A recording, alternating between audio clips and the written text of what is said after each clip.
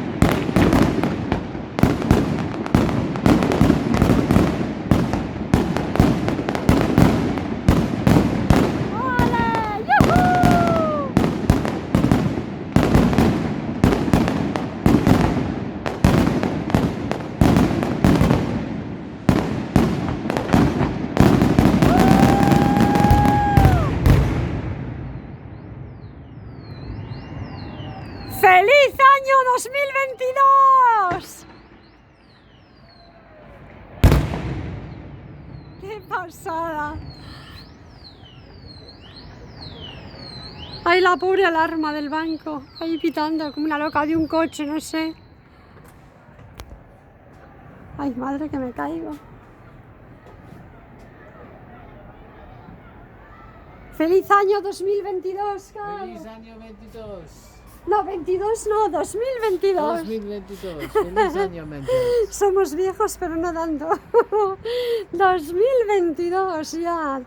2022, cariño. Sí. Qué bonito.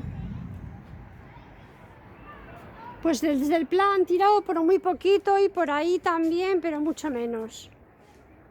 Lo que más han tirado ha sido aquí.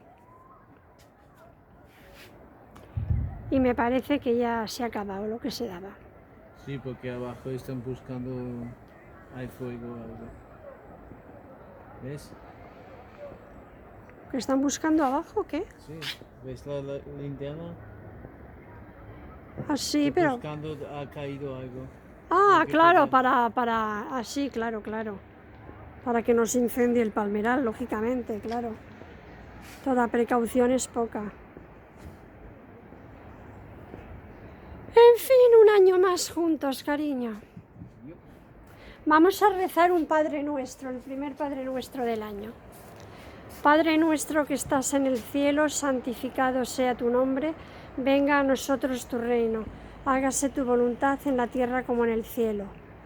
Danos hoy nuestro pan de cada día, perdona nuestras ofensas como también perdonamos a los que nos ofenden. Ofenden. No nos dejes caer en tentación y líbranos del mal. Amén. Amén.